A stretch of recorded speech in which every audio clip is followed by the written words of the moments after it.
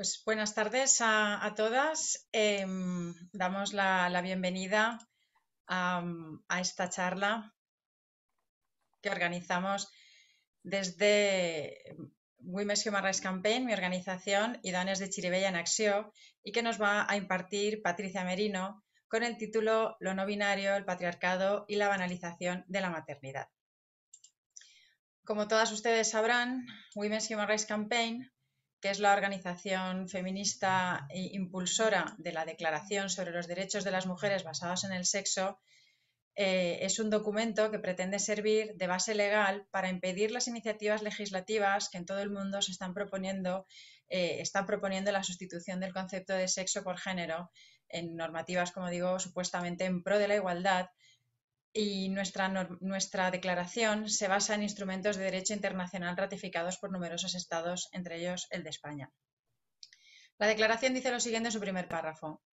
Esta declaración reafirma los derechos de las mujeres basados en el sexo que están fijados en la Convención sobre la eliminación de todas las formas de discriminación contra la mujer, adoptada por la Asamblea General de Naciones Unidas en su resolución 34/180 de 18 de diciembre de 1979, también conocida como CEDAW, y desarrollados en las recomendaciones generales adoptadas por el Comité para la Eliminación de la Discriminación contra la Mujer y adoptados, entre otros, en la Declaración de las Naciones Unidas sobre la Eliminación de la Violencia contra la Mujer de 1993, conocida como UNDEP.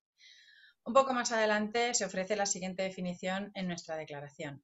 El sexo es definido por las Naciones Unidas como las características físicas y biológicas que distinguen a hombres y a mujeres. Esto está extraído del Glosario de Igualdad de Género de ONU Mujeres.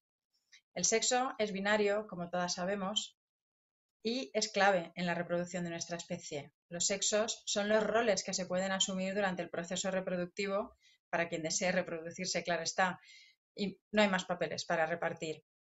Se da la extraordinaria coincidencia de que hoy, viernes 30 de octubre de 2020, es el día en el que precisamente se ha puesto en marcha en España la maquinaria legal para aprobar formalmente la negación absoluta del sexo, ya que se ha abierto el trámite de consulta previa a la elaboración de un proyecto normativo consistente en una ley para la igualdad plena y efectiva de las personas trans.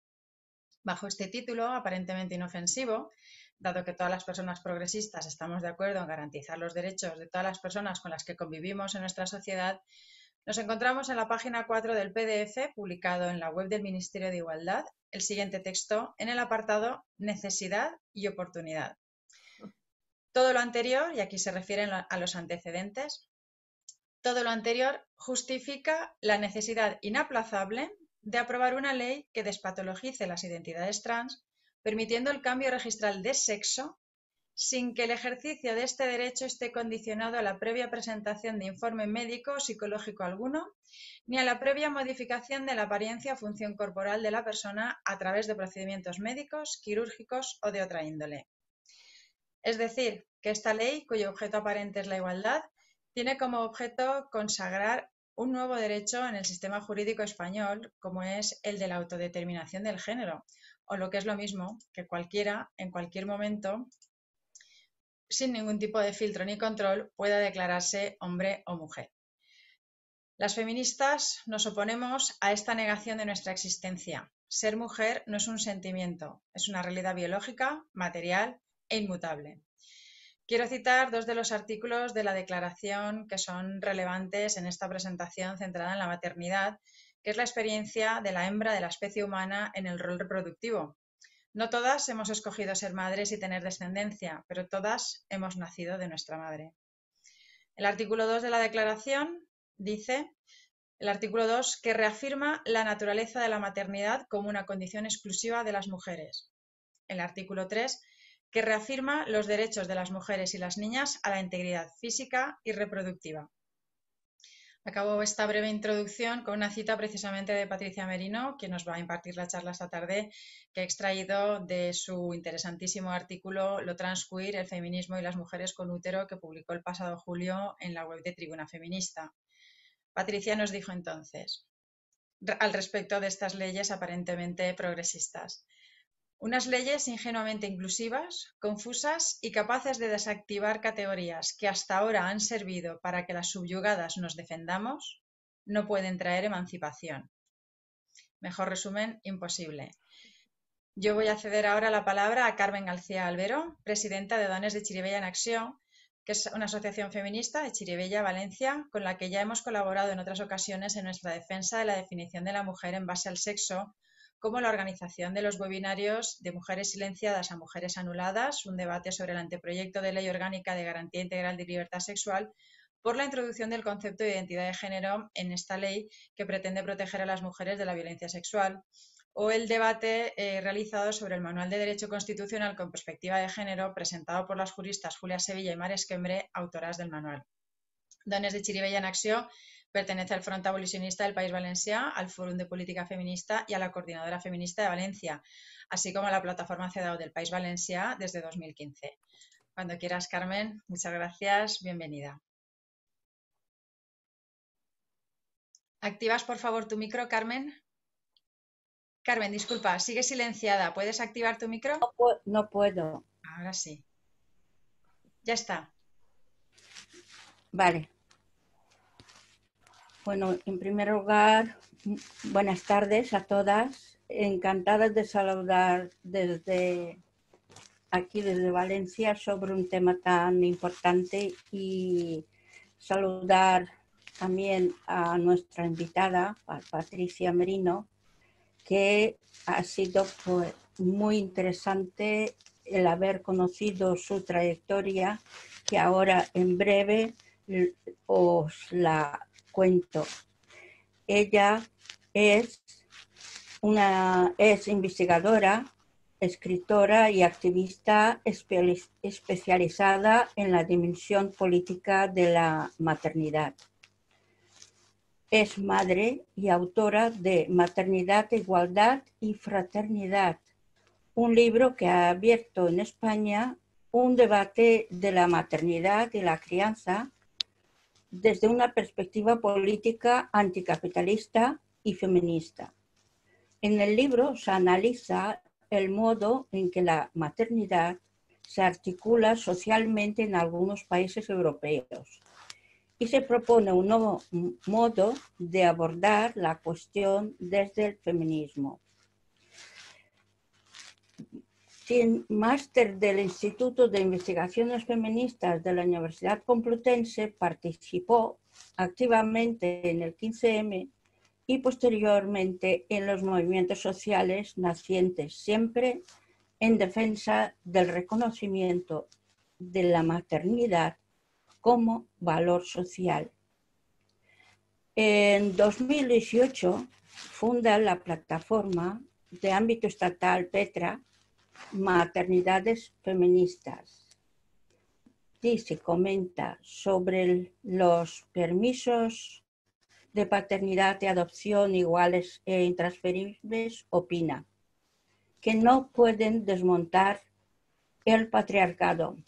Avanzan por la senda de las exigencias del capital. Las mujeres solo vamos a ser reconocidas como iguales cuando la maternidad sea reconocida como una aportación imprescindible, fundacional y extremadamente valiosa para la sociedad. Y otra de sus opiniones he sacado de la prensa sobre la maternidad subrogada, que dice: una de las pulsiones del patriarcado es su voluntad de apropiarse de la capacidad procreadora de las mujeres. La subrogación, ya sea comercial o no, se vale siempre de dos opresiones estructurales básicas en el patriarcado: la precariedad y la subyugación interiorizada por las mujeres. Actualmente trabaja en un proyecto de investigación, imparte conferencias, colabora en medios de comunicación, revistas, periódicos. Aparte de máster de estudios feministas, posee grado de antropología social en la UNED. Es también licenciada en Bellas Artes en 1998 por la Universidad de Barcelona y es diplomada en traducción en 1989, Universidad también de Barcelona. Tiene numerosas publicaciones y artículos de prensa muy interesantes y muy polémicos. Es una feminista muy radical. Te paso la palabra, Patricia. Gracias. Bueno, muchísimas gracias. Muchísimas gracias por vuestra presentación a Carmen y Amparo. Es un placer estar con vosotras. Gracias a vuestras organizaciones, Dones de Xirivella y Women's Human Rights Campaign, que la verdad, sobre esta última, quería decir que bueno, yo he asistido a los webinars de los sábados, son interesantísimos y invito a todas las que nos están escuchando que participen, ¿no? Que en estos webinars, que los escuchen. Y la verdad que además da mucha energía ver esta red internacional tan potente, ¿no? Con tantas mujeres comprometidas y con un feminismo comprometido y valiente, ¿no? Sobre todo en estos momentos que necesitamos mucha fuerza y mucha valentía, ¿no? para cambiar un poco el rumbo de las cosas. Bueno, voy a empezar con esta charla, que es una charla que voy a hablar desde un punto de vista y sobre unos temas que, aunque sí que los tengo muy trabajados, no estoy tan acostumbrada a hacer conferencias sobre este tema, o sea que bueno, pues me disculpáis si a ratos leo un poquito o bueno, me preguntáis, ya al final supongo me preguntaréis lo que haga falta. Bueno, pues allá voy, ¿no? A ver, la situación actual y lo que nos ha comentado antes Amparo, que justo ahora mismo pues empieza, ¿no? El mecanismo de este proyecto de ley, ¿no? Que ahora se ha abierto a la opinión pública, ¿no? El borrador. Bueno, creo que las feministas tenemos ante nosotras una tarea de desvelar todos estos objetivos, las tácticas y todas estas falacias que maneja la ideología de identidad de género, que bueno, es una tarea complicada, dura, pero ahora mismo creo que es una tarea importantísima, la más importante que tenemos entre manos las feministas, ¿no? La ideología queer, el transactivismo, como queramos llamarle, porque yo creo que es un conglomerado de muchas cosas, pero la teoría queer, que es de lo que más voy a hablar yo hoy, desde luego es un elemento importante, es de donde salen las bases teóricas, digamos. Bueno, lleva ya décadas funcionando como una maniobra de distracción y de desactivación del feminismo, ¿no? Porque yo creo que la desactivación del feminismo es uno de los claros objetivos de toda esta agenda, ¿no? Está claro que esta agenda pretende... Un momento, Patricia, que no ¿Sí? estamos viendo la presentación. ¿Podrías, por favor, compartir vale. pantalla para poder Sí. seguir las diapositivas? Esta parte es, digamos, introducción. Bien. O sea que... Disculpa, pues déjalo, exacto, lo dejamos así, aquí. exacto, lo dejamos aquí y luego ya cuando empiece le doy... empezamos, sí. Gracias. Pero bueno, esto era como una especie de introducción, ¿no? Entonces, bueno, eso, que tenemos un panorama complicado con esta agenda de la ideología de identidad de género. Está claro que esas luchas que resultan más incómodas para el patriarcado, como la lucha en contra de la prostitución o en contra de los vientres de alquiler, que yo llamo maternidad subrogada, me gusta más llamarla maternidad subrogada, esas son luchas incómodas, ¿no? Para el patriarcado y son precisamente estas luchas las que esta ideología trata de cortocircuitar o de bloquear. Bueno, yo creo que los objetivos de esta agenda son principalmente dos, ¿no? Por un lado, lograr que ser hombre o mujer sea algo completamente convencional, provisional, construido y relativo, pues tan fácil como ir a una ventanilla, y esto es precisamente lo que esta ley, que ya tenemos ahí en la maquinaria, pretende.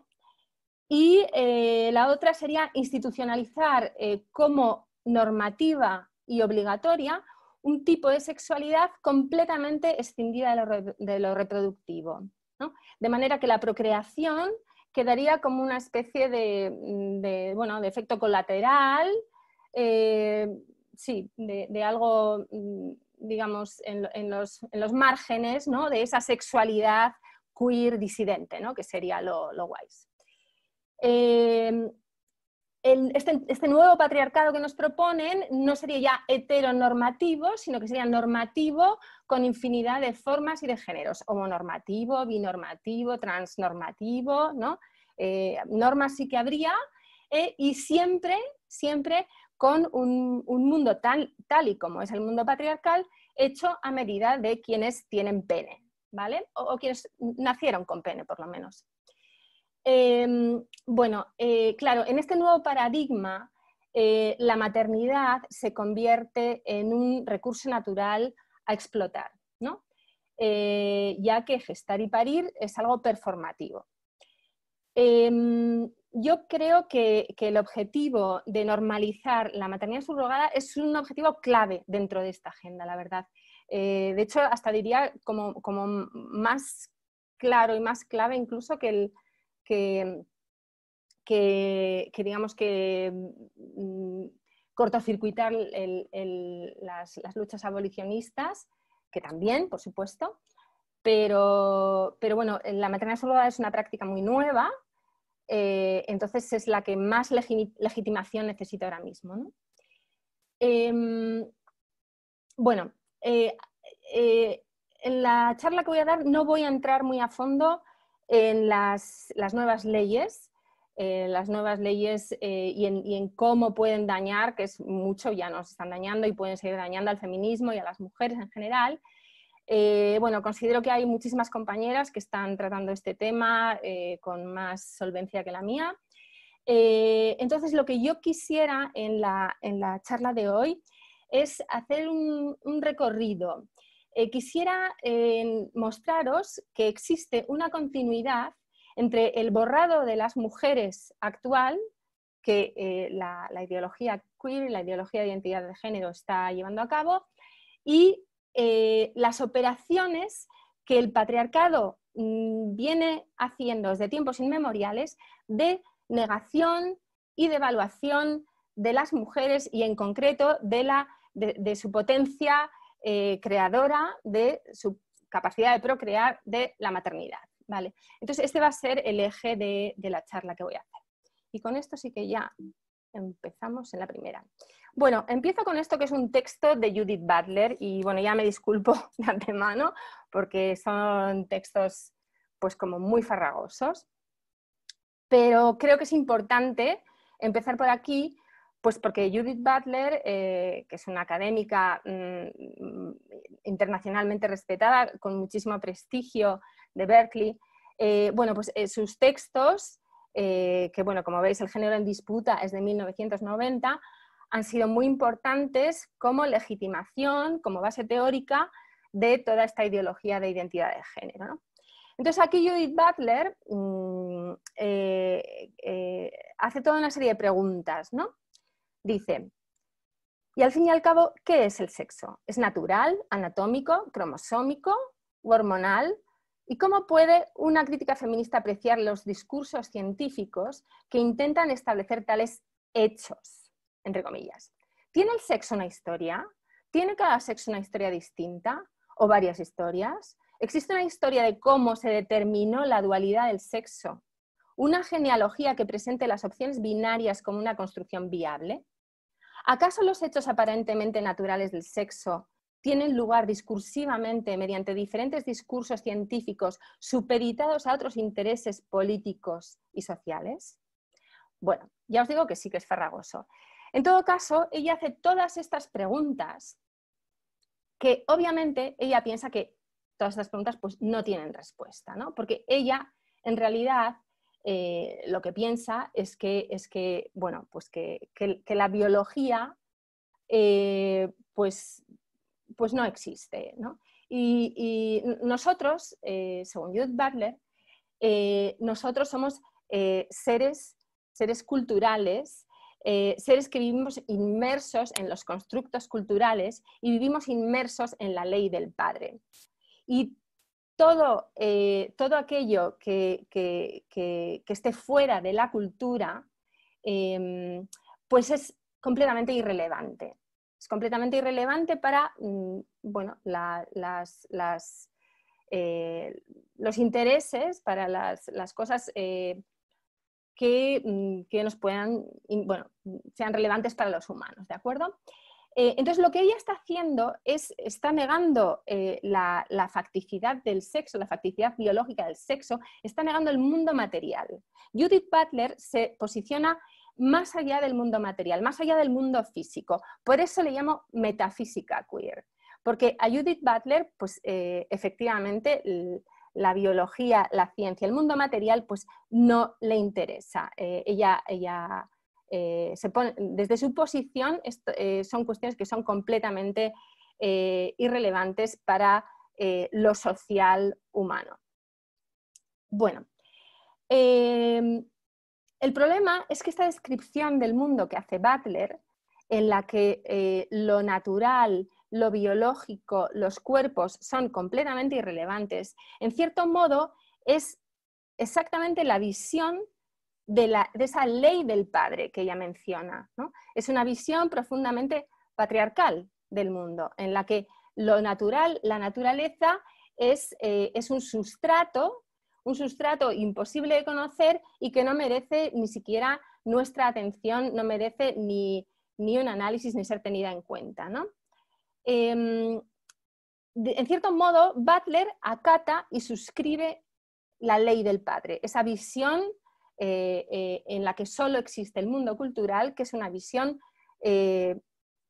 paterna, ¿no? Bueno, en el libro Butler sostiene esta hipótesis de que no existe la dualidad sexual, pero en realidad los datos que aporta pues son muy pocos, porque en realidad como datos así fehacientes, lo único que aporta son el hecho de que existen anomalías anatómicas y cromosómicas, que son un porcentaje extremadamente residual, y habla también, por ejemplo, de la historia de Erculin, que es una intersexual de la que ya hablaba Foucault, pero bueno, no resulta desde luego muy convincente en cuanto a datos sólidos, ¿no?, para sostener esta posición suya de que no exista la dualidad sexual, pero lo que sí que es un terreno, es una posición muy audaz y muy útil, es muy útil para abonar el terreno a la identificación de género, la autoidentificación de género, y para convertir al sexo en algo subjetivo, ¿no? Entonces, con esta visión de Butler, el sexo deja de ser algo objetivo para pasar a ser pura subjetividad, ¿no? En este sentido, es también un argumento mágico, puesto que niega la ciencia, niega lo material, pero permite que por un acto subjetivo de decisión puramente subjetiva, pues una cosa que en realidad no sabemos dónde está o no está en ninguna parte, se convierta en realidad. Que esto es precisamente lo que la ley de autoidentificación de género propone, ¿no? Entonces, en realidad hay poca o ninguna base material científica de ningún tipo, pero gracias a que existen pues, estas grandes académicas muy reconocidas que han escrito estos textos, que, insisto, es metafísica queer, pues estos textos les sirven como legitimación y como base teórica a quienes se suscriben, ¿no?, a esta ideología. Bueno, para rebatir un poco lo que decía Butler, voy a ir muy rápido por aquí. Esto es pura biología, o sea, esto que os digo aquí podría ser una lección de biología. El binarismo sexual nos define como especie. Efectivamente, esto es así, ¿no? Es así porque la definición de especie en biología y también que la usamos en antropología es precisamente eso. cuando en la evolución humana, para saber cuándo ya son una especie nueva, es cuando ya no se pueden reproducir con la otra especie. Es decir, una especie son los miembros de una población animal que pueden reproducirse entre sí. Eso es una especie. Y nosotros somos una especie, la especie Homo sapiens, ¿no? Entonces, nos caracteriza como especie el binarismo sexual. O sea, empezamos por ahí. Existen dos tipos de reproducción, es verdad, la sexual y la no sexual. La no sexual se realiza por escisión, por clonación. ¿Quiénes la hacen? Pues seres como esponjas y unos seres que se llaman anélidos, celentéreos. Os he puesto una foto ahí de los que hacen reproducción no sexual para que veáis cómo son esos seres. La sexual, la reproducción sexual se caracteriza porque necesita la existencia de dos tipos de individuos, es binaria, ¿vale? Y cada uno de esos dos tipos de individuos aportan genes diferentes. ¿Quiénes tenemos reproducción sexual? Todos los animales vertebrados tienen reproducción sexual, aunque también plantas y algunos protozoos. De hecho, a medida que vamos hacia arriba en la escala evolutiva, pues es más seguro, o sea, cuanto más arriba en la escala evolutiva, más seguro que vas a tener una reproducción sexual, porque es más compleja y porque tiene ventajas respecto a la no sexual. Y nosotros, como creo que estamos bastante arriba en la cúspide de la evolución, aunque no lo sé muy bien por el camino que vamos, pues, pero bueno, se supone que sí, como estamos arriba en la evolución, en la escala evolutiva, deberíamos de tener reproducción sexual, ¿no? ¿Veis que desde este punto de vista la dualidad sexual que Butler decía que era inmanejable, pues no es en absoluto inmanejable para la ciencia y para la experiencia sensible de los seres humanos en el planeta Tierra y para la reproducción de la especie? No es en absoluto inmanejable, está clarísimo el binarismo sexual, ¿no? Bueno, os he puesto aquí abajo bueno, no es el enlace, pero una información sobre un poquito lo que os estoy hablando ahora. Tengo un texto bastante largo que está en un blog que se llama Of Babilonia, ¿no? Es una conversación con Judith Butler en la que, bueno, pues converso con Judith Butler con algunos textos del género en disputa y polemizo con ella, ¿no? Si os interesa, pues ahí está la información. Bueno, no voy a insistir mucho en el análisis de las leyes. Aquí tenemos pues un trocito de la exposición de motivos de la ley trans, esta precisamente que hoy podemos empezar los ciudadanos a opinar sobre ella, porque veis que es una ley que está ya completamente colonizada por esta ideología de género, ¿no? Es preocupante porque bueno, esta ideología de la identidad de género tiene apoyos pues de organismos como la ONU, de esta ley de autoidentificación de género. Los lobbies que apoyan esta ideología han conseguido que se apruebe en unos cuantos países. En Inglaterra, afortunadamente, pues no lo han logrado. En Inglaterra las inglesas se movilizaron y lograron paralizar la aprobación de esta ley. Espero que en España ocurra lo mismo. Ojalá todas nos activemos y conseguimos paralizar esta ley. Pero bueno, para ver un poquito cómo manejan todas estas ideas falaces, ¿no? Dice, por ejemplo, la libre determinación, no lo voy a leer todo, pero bueno, dice la libre determinación de la identidad sexual y la capacidad que tienen las personas para autodefinirse. Bueno, las personas no tienen la capacidad de autodefinirse en lo biológico.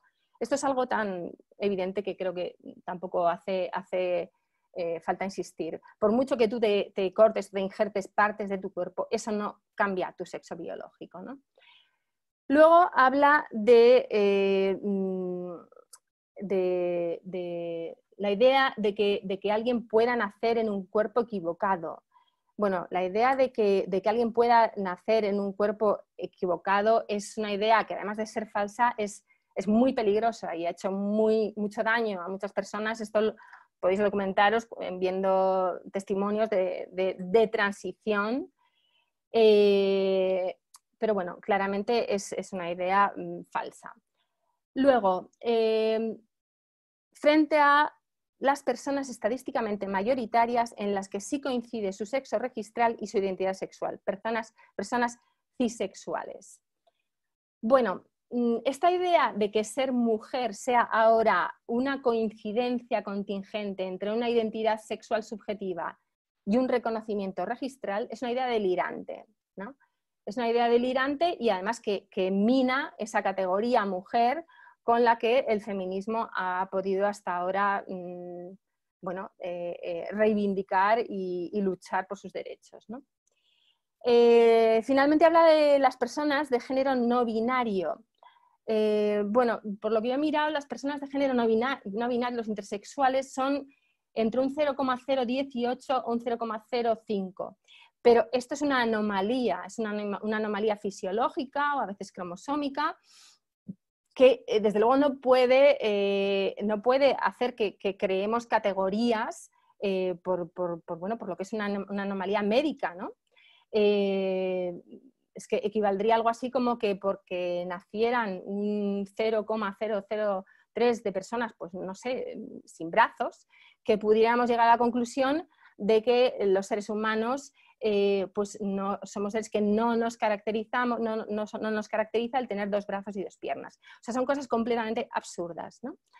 Pero bueno, este tipo de falacias son las que maneja esta ideología de identidad de género, ¿no? Bueno, aquí es donde yo pues quiero un poquito empezar a entrar en el análisis de cuál es la relación entre toda esta ideología, toda esta negación, este borrado de las mujeres y algunas operaciones de devaluación, de negación de la potencia materna y de la potencia femenina, que en realidad están presentes en el patriarcado desde hace milenios, ¿no?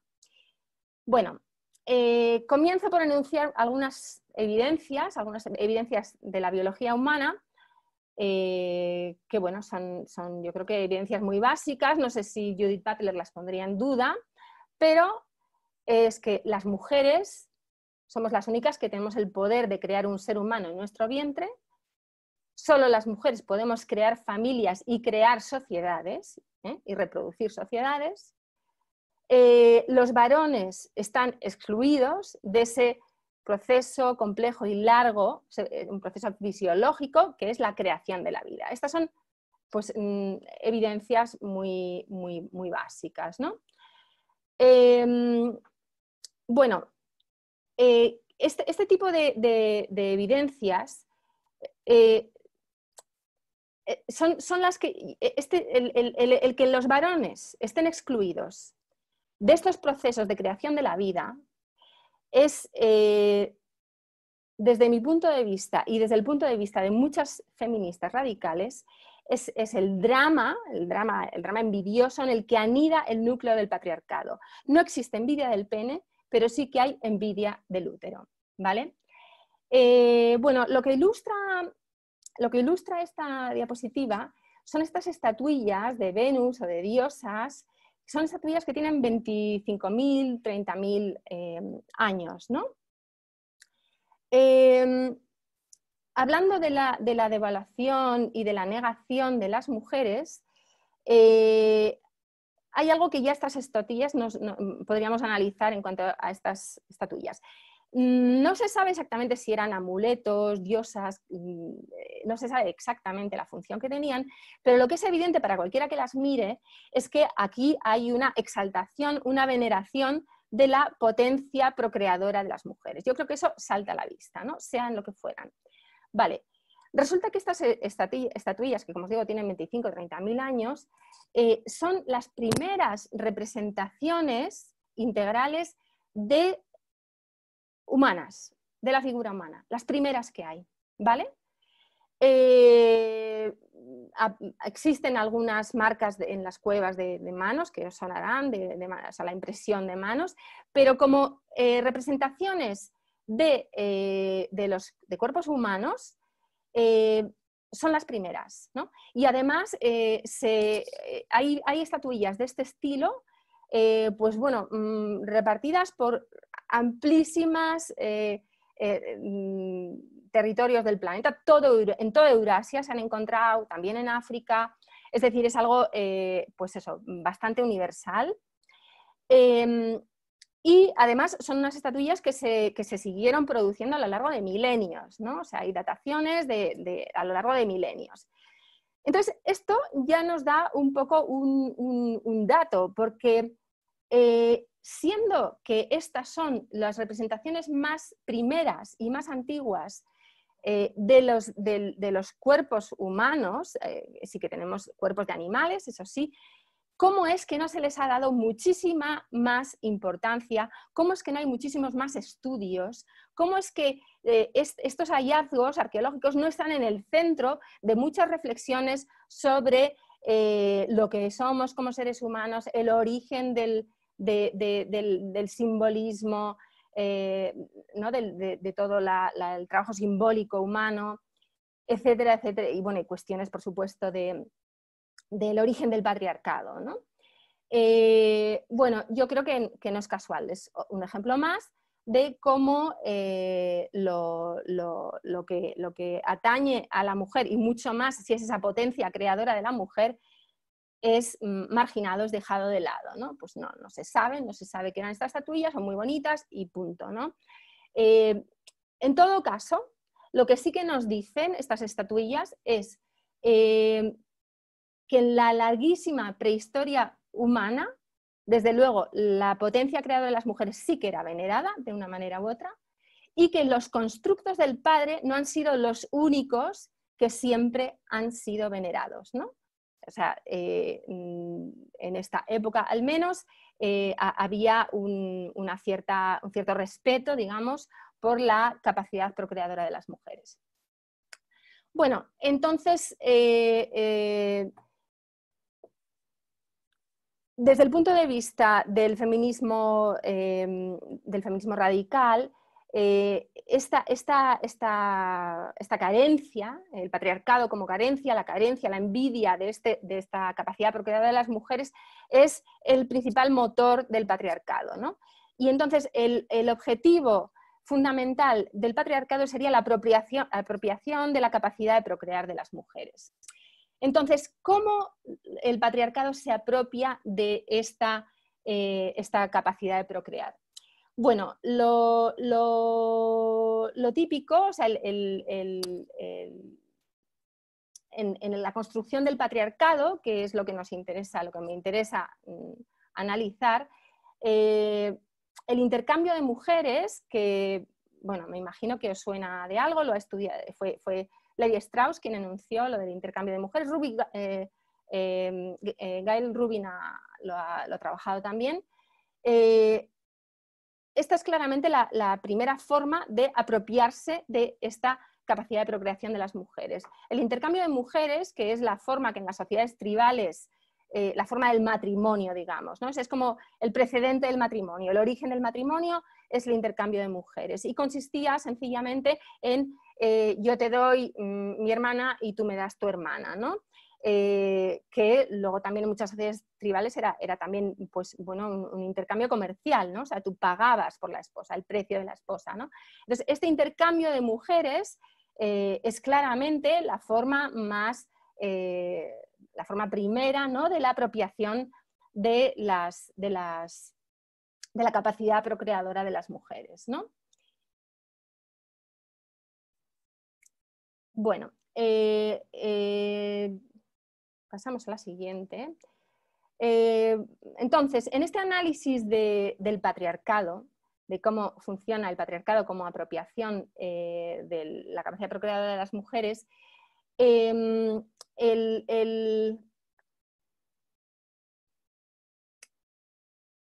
bueno, a ver, sigo.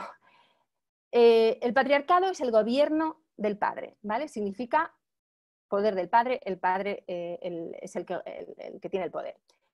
Que por cierto, matriarcados nunca han existido, ¿eh? Esto es algo que a veces hay confusión, pero bueno, no dejo de decirlo. Entonces, en el patriarcado siempre se trata de que contra toda la evidencia del mundo material, contra lo ostentoso que es un embarazo o un parto, sin embargo, en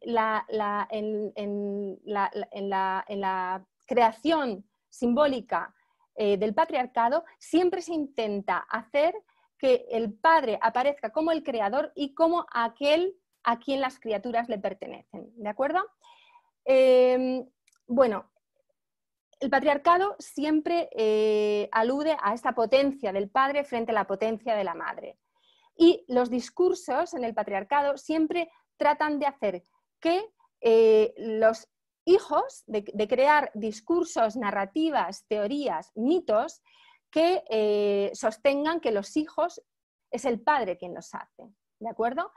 Y también que el padre es quien les da la legitimidad de existir socialmente. En las sociedades patriarcales lo importante son los patrilinajes, lo importante es tener un padre, ser el hijo del padre, y entonces tenemos todos estos linajes de varones, ¿no? Y las mujeres son ese objeto que necesitan para reproducir estos linajes de varones, ¿de acuerdo?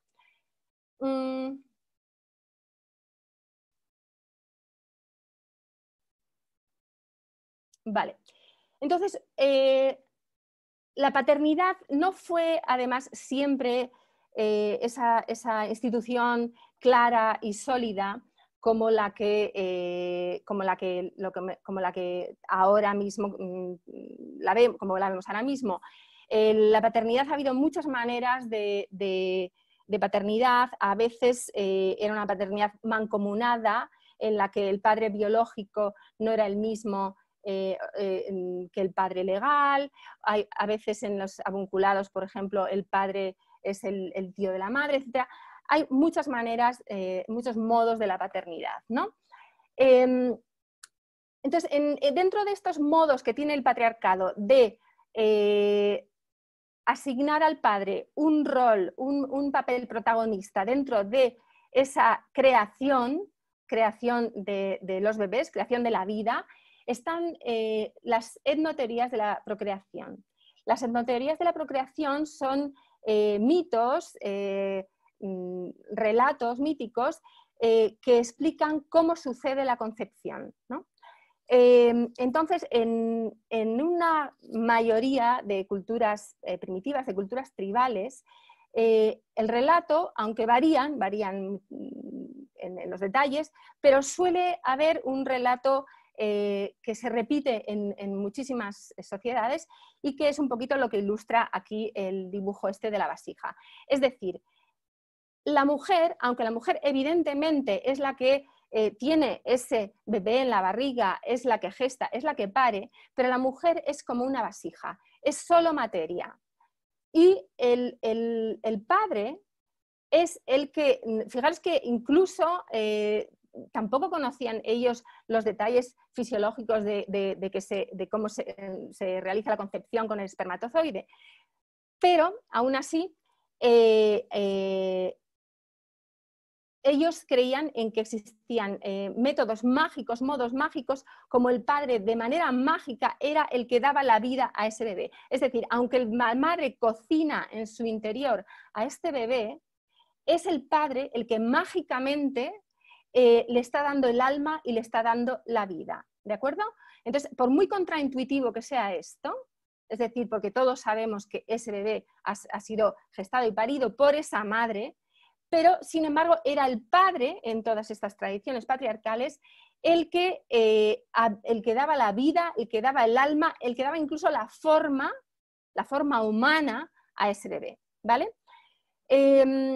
Bueno, ya os digo que estas etnoteorías de la procreación están muy extendidas, ¿no? en muchísimas sociedades patriarcales de todo el planeta. Y claro, no podemos evitar pensar en cómo se parece esta teoría a lo que actualmente estamos viendo, por ejemplo, con los vientres de alquiler, de ese enorme poder que tiene un espermatozoide bueno, los varones pueden comprar bebés, hay una vasija, en algún lugar una vasija, esperando recibir su espermatozoide a cambio de dinero, y los sistemas legales de todo el mundo van a aceptar esto. Es decir, tienen más peso legal e incluso no nos agrede simbólicamente demasiado por eso, porque tenemos detrás milenios de tradición patriarcal en la que esta capacidad de las mujeres ha estado siempre minorada, devaluada, y sin embargo ese espermatozoide, esa aportación masculina siempre ha sido enaltecida y siempre ha estado apoyada por todos los sistemas legales y religiosos, ¿no? Aquí tenemos un pequeño texto es de la Orestiada de Esquilo, del siglo IV antes de nuestra era, y son palabras de Apolo. Apolo, el hijo de Júpiter, que es como, digamos, el dios patriarcal por excelencia, ¿no? Entonces dice: reconoce tú al coro la verdad de mis razones. No es la madre la engendradora del que llaman su hijo, sino solo nodriza del germen sembrado en sus entrañas. Quien con ella se junta es el que engendra. La mujer es como huéspeda que recibe en hospedaje el germen de otro y le guarda si el cielo no dispone otra cosa. Fijaros que este texto encaja perfectamente con lo que es la maternidad subrogada, y es un texto del siglo IV antes de Cristo. Con lo cual vemos que en los sueños patriarcales siempre ha estado esta idea, ¿no? Bueno, en los patriarcados consolidados el borrado del poder materno es ya completo. Tenemos aquí a Zeus con un bebé. Ya sabéis que en Roma los bebés nacían en la casa del pater familias, y tanto si eran hijos de la esposa como si eran hijos de una esclava, era el pater familias el que decidía si el bebé vivía o moría. La opinión de la madre, por supuesto, no contaba en absoluto. Y bueno, y aquí tenemos abajo a Miguel Bosé con los dos niños que se compró en California, creo. Bueno, ¿cómo se ha logrado ese completo borrado del rol, de la función materna, de esa potencia materna? Si recordamos las estatuillas con esa afirmación, ¿no?, de la capacidad procreadora de las mujeres, pues de esto ya no queda nada, ¿no? O sea, las mujeres ya en esta época, y sobre todo una vez que aparece la escritura, porque la palabra del padre siempre es muy importante, la palabra del padre, la ley del padre. Y desde el momento en que aparece la escritura, el poder paterno se ve muy reforzado, ¿no? O sea, las leyes escritas afianzan muchísimo el poder del patriarcado. Entonces, ya cuando hay leyes, esa apropiación masculina de la capacidad procreadora de las mujeres es ya completa, ¿no? Entonces, esta apropiación se ha ido logrando, pues eso, a lo largo de milenios, ¿no?, en los que se ha ido devaluando y negando el poder materno y la maternidad con, bueno, como las etnoteorías que os he comentado, muchos otros mitos de ese estilo, ¿no? Hay mitos también que hablan de un tiempo mítico en que las mujeres eran más poderosas y bueno, como que ellas tenían el poder, dominaban, pero las mujeres cometieron un error y entonces tuvieron que ser corregidas por los varones, y desde entonces dominan los varones porque ellas se portaron mal. Este guión que os he comentado de este mito fundacional también es algo que es recurrente, que lo podemos encontrar en lugares muy dispares. Lo podemos encontrar entre los Selknam de Sudamérica o entre los Baruya de Nueva Guinea, ¿no? Entonces es un relato de una usurpación masculina que está ahí.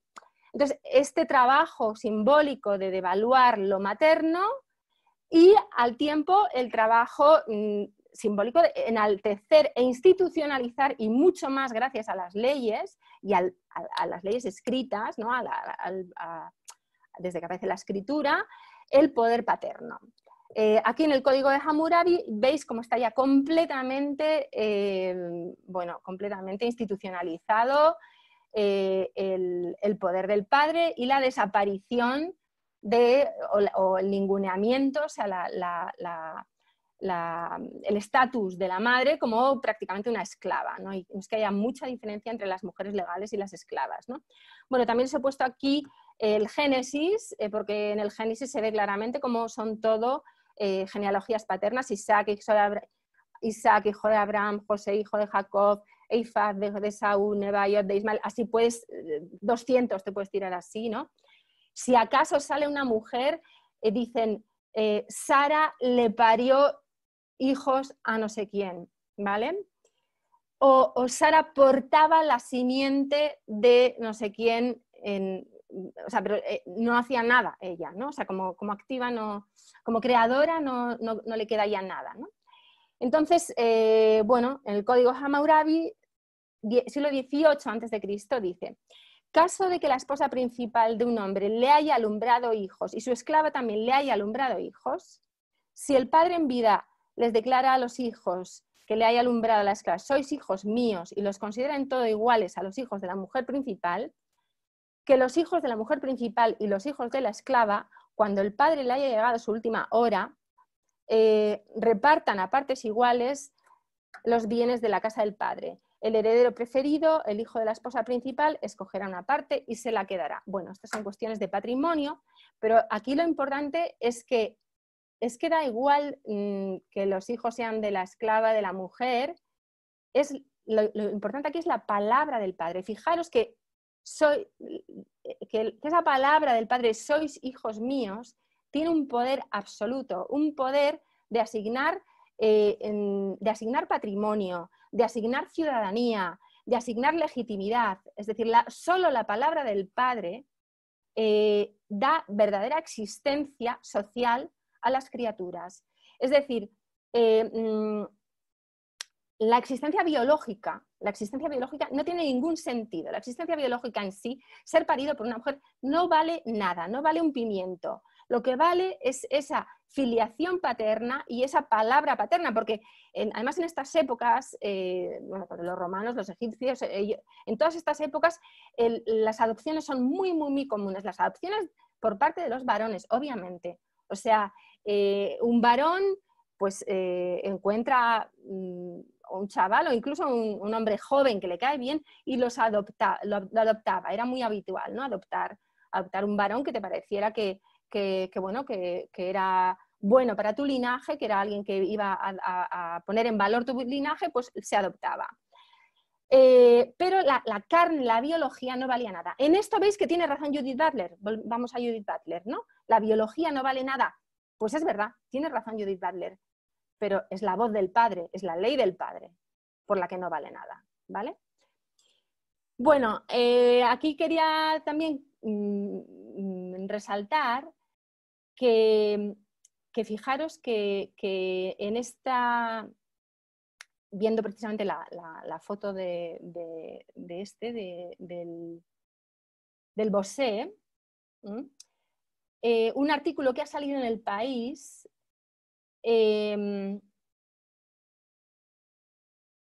sí, un artículo que ha salido en El País, no sé si lo habéis leído, sobre el tema de Bosé y sus niños y este juicio de los 4 niños, que bueno, él se compró 2 y le compró 2 al que era su pareja en ese momento. Y entonces, en El País comentan largo y tendido todo el problema patrimonial y que si va a pasar una pensión de alimentos o no para estos niños, o que si va a cumplir funciones paternas. Y bueno, se explaya El País un rato sobre todas estas cuestiones morales, de lo que va a hacer o no va a hacer. Pero en ningún momento, ni un segundo, se habla de que a esos dos niños, son 4 niños, ¿no? A esos 4 niños Desde el momento que nacieron se les negó el derecho a tener a una madre. Fueron niños comprados por un deseo narcisista y se les negó el derecho a tener madre. Eso el país ni lo comenta. Con lo cual vemos hasta qué punto tenemos completamente normalizado este ninguneamiento absoluto de la maternidad y del hecho de que son las mujeres las que...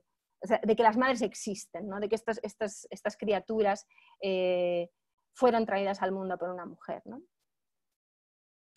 Bueno, ¿cuál es el objetivo de la maternidad subrogada y cuál es el sueño patriarcal? Porque tenemos que tener claro que la maternidad subrogada es la fantasía patriarcal más absoluta realizada, ¿no?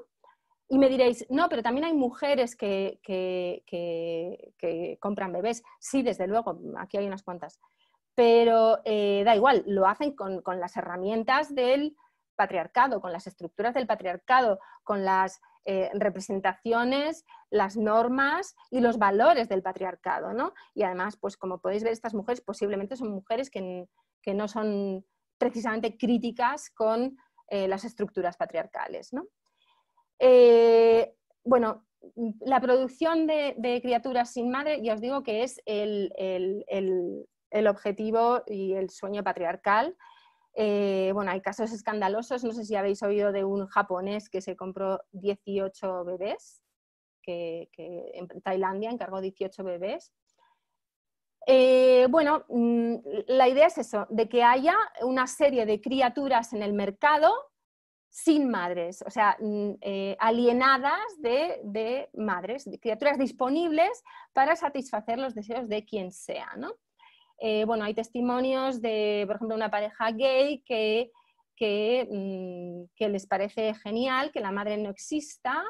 Dicen, yo y mi pareja hemos elegido que nuestros hijos crezcan con 2 padres. En nuestra familia no hay madre y no queremos dar la impresión de que existe una madre por ahí en algún lado. Bueno, la negación de la madre, o sea, con la maternidad subrogada se ha llegado al punto absoluto de la negación materna, ¿no? No sé, yo muchas veces he pensado que eso tiene que ver la maternidad subrogada, el hecho de que aparezca justo la maternidad subrogada, este deseo de hombres como, por ejemplo, el Ronaldo se compró bebés para él solo, o sea, no quería pareja de ningún tipo y nada, y se compró bebés para él solito, ¿no?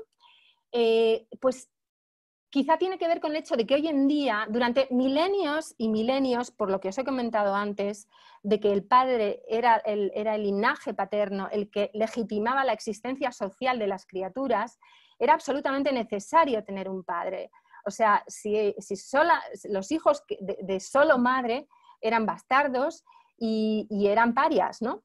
Entonces, hoy en día esto ya ha dejado de ser algo marginal, está aceptado socialmente, y esto es algo muy problemático para el patriarcado, ¿no? El hecho de que puedan existir maternidades en solitario, el hecho de que las mujeres tengan esa capacidad, si les da la gana, de ser mamás fuera de la jurisdicción, fuera del control de un varón, es algo que yo creo que psicológicamente para el patriarcado resulta como inaceptable, ¿no? Entonces quizá esta maternidad subrogada es una respuesta a eso, ¿no? ¿Cómo se legitima la apropiación paterna? Bueno, o sea, ¿qué argumentos, qué relatos, qué discursos hay para legitimar la apropiación paterna? Bueno, antes, o sea, muy antes, entre las sociedades tribales, las culturas más primitivas, sin escritura, pues las mujeres eran peligrosas, ahí todavía no eran inferiores exactamente, eran peligrosas, ¿vale? Las mujeres en esas sociedades muy primitivas, ¿no? Las mujeres son peligrosas y los varones tienen poderes mágicos y son los representantes del ancestro mítico, ¿no? Entonces estos eran los motivos por los que los varones dominaban, ¿no? Luego, las mujeres ya se argumenta que son inferiores y los varones son los elegidos por los dioses, ¿no? Aquí tenemos a Zeus pariendo a Atenea por su cabeza. Es curioso porque el pensamiento, el trabajo simbólico patriarcal siempre tiene un poquito estos dos polos. Por un lado, abomina de la biología, desprecia la biología, ignora la biología, pero por otro lado, continuamente está emulando, copiando, usando metáforas de la biología, ¿no? Es decir, los hombres paren ideas, los hombres paren ideas, Sócrates decía que él era la verdadera comadrona porque él paría ideas. Pero bueno, lo interesante aquí es que Zeus acumulaba partos. No solo Atenea la parió de su cabeza, sino que también a Dionisos lo parió de su muslo, ¿no? Para eso antes se había tragado a su madre, ¿no? Bueno, entonces, en un momento posterior, en la modernidad, el patriarcado se justifica la dominación diciendo que las mujeres son inferiores porque los varones son superiores en racionalidad y en moralidad. Bueno, ahora ya somos iguales, ¿no? Ya no hay magia, ya no hay religión, hay ciencia, tecnología y hay igualdad. Todos estamos convencidos en la igualdad de hombres y mujeres, ¿no? Bueno, entonces, si ahora las mujeres somos libres, hay igualdad, tenemos ciencia y tecnología que nos dice y sabemos cómo suceden todos estos hechos de la biología, cómo suceden todos estos hechos de la procreación y sabemos que las mujeres, objetivamente sabemos el papel tan importante que las mujeres tenemos, ¿cómo es posible que sucedan todavía abusos, explotaciones tan brutales como es la maternidad subrogada? Aquí tenemos, por ejemplo, esta imagen es de Surro Baby, de una agencia de subrogación, ¿no? Que dice que las mujeres disfrutamos del embarazo, que nos realizamos personalmente siendo buenas por empatía y solidaridad, nos realizamos personalmente haciendo este gran favor, este servicio a los demás, ¿no? O sea, ¿cómo es posible que tales aberraciones, tales estupideces se puedan, o sea, puede haber personas que lo consideran pues bueno, normal o aceptable? ¿Cómo es posible?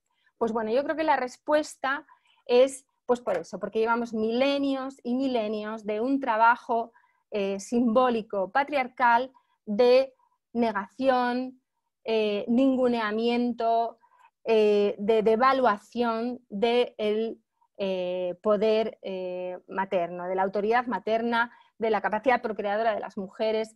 Llevamos tantos milenios que lo tenemos en cierto modo interiorizado, ¿no?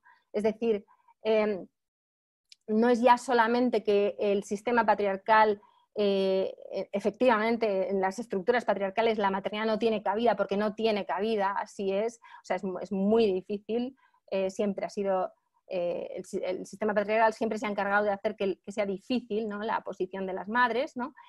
Sí, pero es que además, espera, voy para atrás, es que además muchas veces somos nosotras mismas, las mujeres, las que tenemos una idea negativa, devaluadora de la maternidad, ¿no?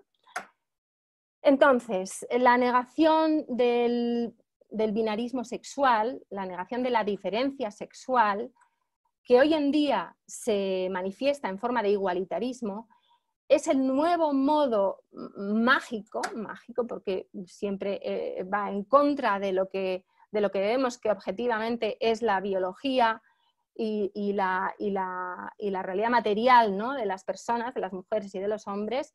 Esta es decía que es el nuevo modo de legitimar la apropiación patriarcal, ¿no? Entonces, la negación del binarismo sexual, de la diferencia entre maternidad y paternidad, oculta la diferencia sexual y, por lo tanto, el rol muy diferente jugado por hombres y por mujeres en la reproducción humana. Niega el monopolio femenino de la procreación y su ineludibilidad. La ineludibilidad de las mujeres es un gran problema, ¿no? Y en este sentido la subrogación es un gran triunfo del patriarcado porque pueden permitirse ni siquiera tratar con una mujer, o sea, casi ni verla, ¿no? También oculta la dependencia de los varones de las mujeres en este asunto, efectivamente que es un gran problema desde el punto de vista patriarcal. Niega el vínculo primal social, biosocial, existente entre criaturas y madres biológicas. Esta es una cuestión importante también. Niega una sexualidad específicamente femenina que incluye la maternidad. Y esto es algo, por ejemplo, que en los textos de Butler es pasmoso, ¿no? O sea, Butler escribe mucho sobre sexualidad, pero la maternidad, que es una forma de sexualidad, se le escapa completamente. Es algo que ni se le ha pasado por la cabeza que sea parte de la sexualidad femenina, ¿no? Y finalmente niega la trascendencia del vínculo materno en la formación de las personas humanas. Es decir, las madres son prescindibles, una vez parido el bebé no pintan nada y bueno, y el vínculo primal pues es una tontería. Vale. Aquí voy a enunciar algunas de estas ideas falsas, dañinas, basadas en esa negación del binarismo sexual, ¿no? Que maternidad y paternidad son la misma cosa. No, no son la misma cosa.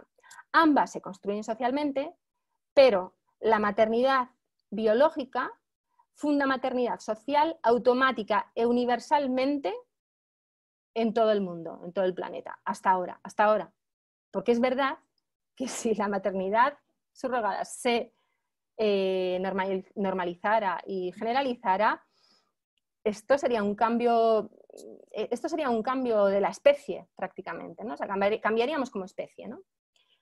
La paternidad, sin embargo, si os acordáis aquello que os he dicho al principio, sí que siempre lo ha sido, más diversa, fragmentada y contingente. Es decir, la biología no funda necesariamente paternidad social. Os lo he dicho un poco rápido, pero esos ejemplos del principio en los que hablaba que hay muchas sociedades en las que no necesariamente el padre legal es el biológico y no porque haya técnicas de reproducción asistida, sino porque bueno, hay otro tipo de prácticas. Bueno, el avunculado, el que tiene la función del padre es precisamente el tío materno. Es decir, sí que la paternidad efectivamente es mucho más social, ¿vale?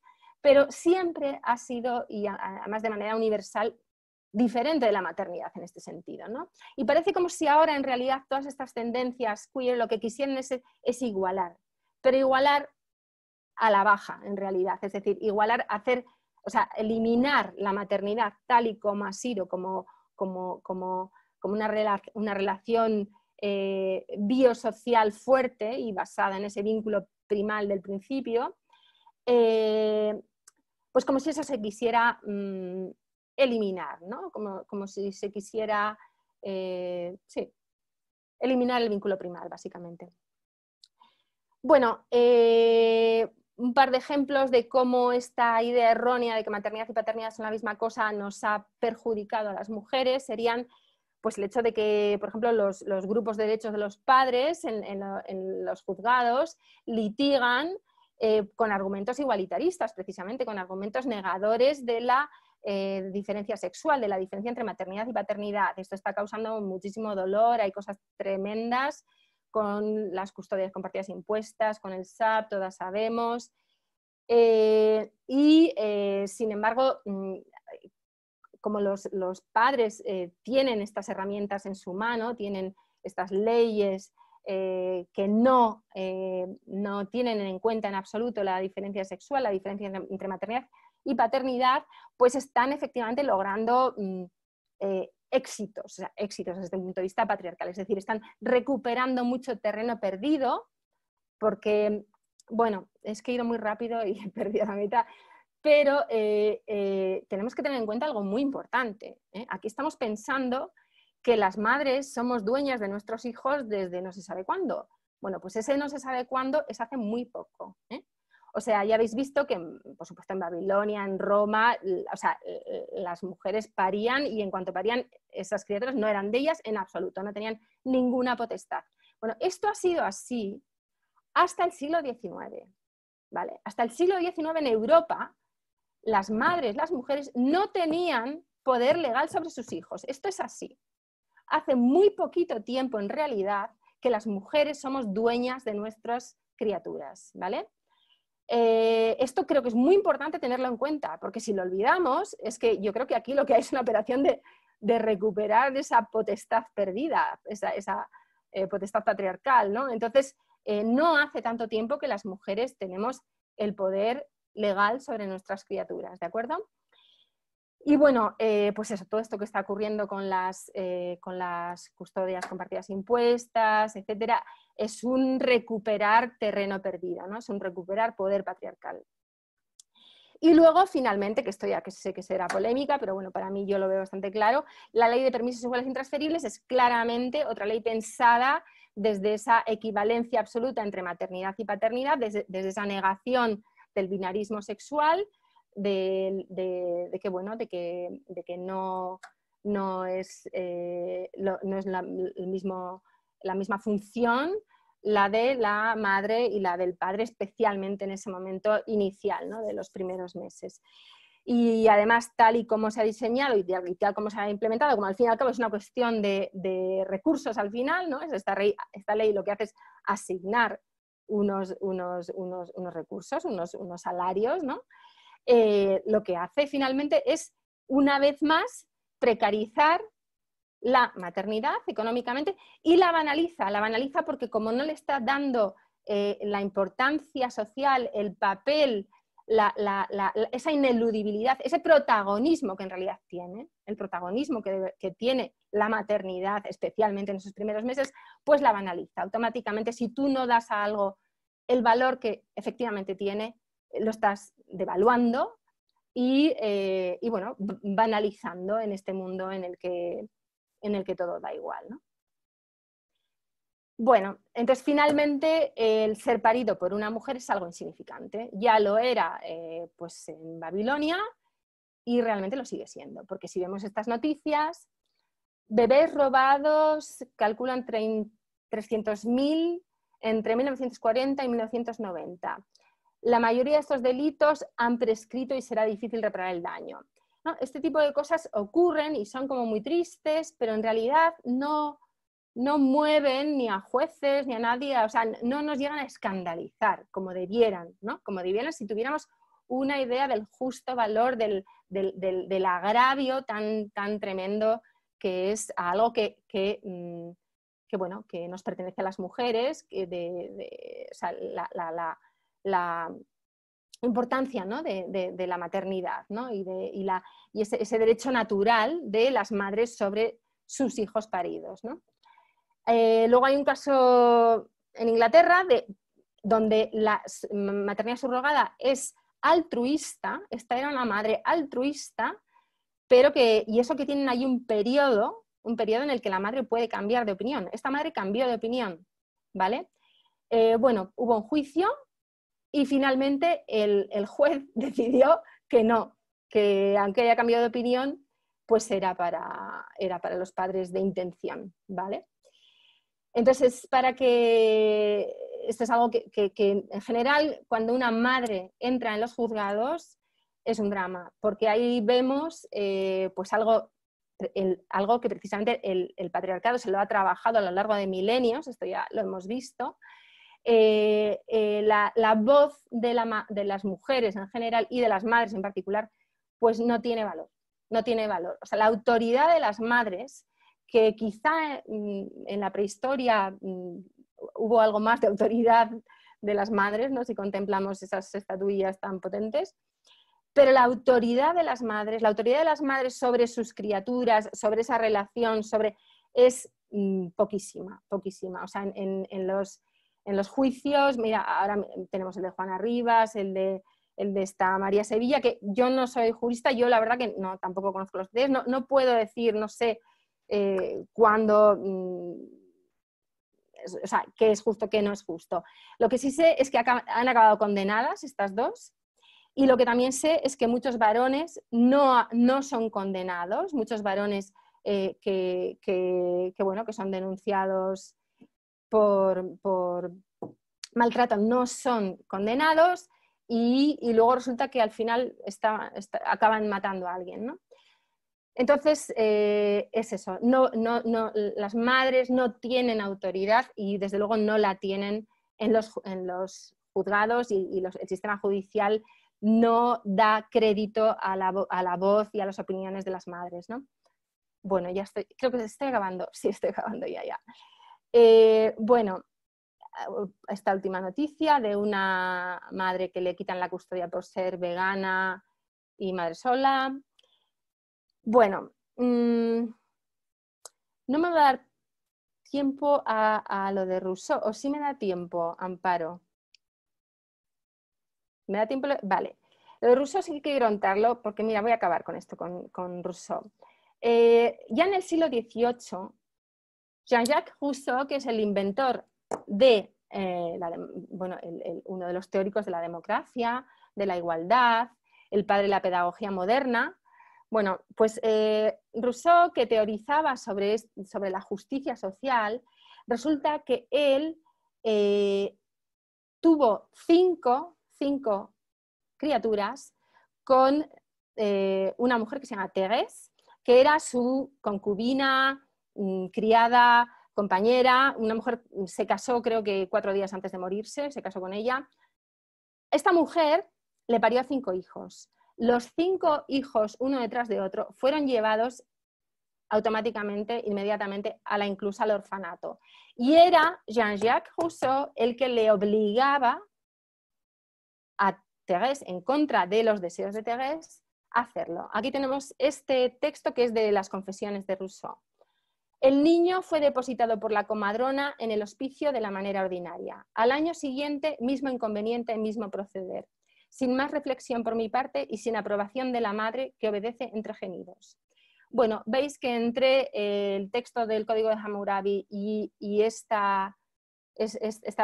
acto de uno de los padres de la democracia y de la modernidad, pues no hay tanta diferencia, ¿vale? Con lo cual vemos que nos queda todavía pues mucho trabajo por hacer.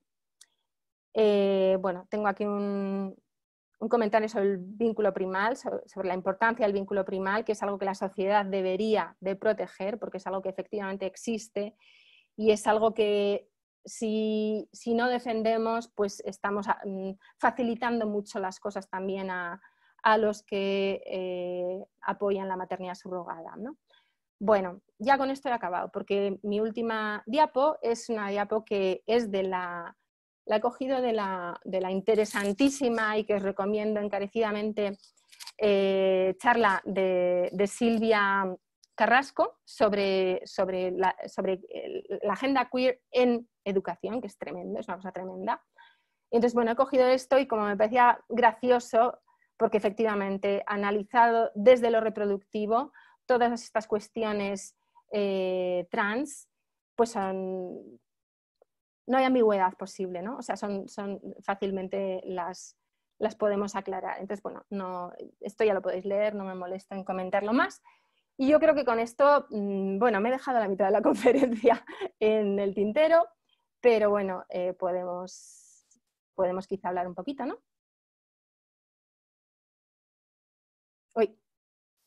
Muchísimas gracias, Patricia. Si dejas de compartir pantalla, por favor. Sí. Vale. Muy bien, perfecto. Pues como te decía, muchísimas gracias por esta exposición. Me ha encantado, me ha gustado muchísimo, y bueno, hay comentarios en el chat igualmente. Tenéis magnífica ponente, vamos, fantástica, y el tema era un poco también tener tiempo para poder responder las preguntas que sí que se están produciendo. Hay unas cuantas preguntas en el apartado preguntas y respuestas, Y de todas formas también hay un par de preguntas que están llegando por el chat en vez del apartado preguntas y respuestas, lo digo para intentar tener tiempo para resolverlas.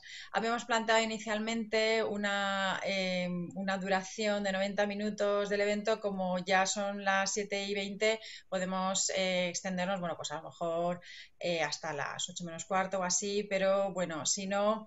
la capacidad de atención y de retentiva también baja después de una conferencia tan densa y, como te digo, tan interesante. Me ha gustado muchísimo. Y bueno, entonces para dar oportunidad a que podamos plantear las preguntas. Va a ser Carmen quien te plantee las preguntas, y yo creo que también por el tiempo que nos queda, que no es mucho, casi mejor que, bueno, que haga como un recopilatorio y que pueda responder de una manera conjunta, pero bueno, Carmen ya que nos indique. Pues Carmen, cuando quieras. Sí, tengo una pregunta por parte de Patricia Espejo en relación a permisos iguales de paternidad y adopción iguales y intransferibles. ¿Puedes concretar, Patricia, la pregunta, o simplemente que quería que aclarara algún concepto? Está en el chat, Carmen, si quieres la leo. Ella comentaba que no se había planteado hasta ahora esto de los permisos iguales y transferibles, porque bueno, ella es laboralista y dice que le parece Intransferibles. necesario, igualar esta responsabilidad y el deber de las madres y padres en la crianza y cuidado de los hijos, porque si no, ella considera que siguen recayendo sobre nuestras espaldas, y eso, claro, tiene un impacto también a efectos de la disponibilidad de las mujeres en el mercado laboral, y condena pues la carrera profesional y la promoción, ¿no? Entonces, eso es el comentario que ha dejado en el chat, y se ve que, bueno, pues después ha puesto el comentario en las preguntas. Y bueno, pues si quieres comentar, sí que te pido, comprendo que, como te digo, hay para estar hablando muchísimo, pero intentamos tener brevedad en las preguntas para poder llegar al resto de preguntas que te va a plantear Carmen.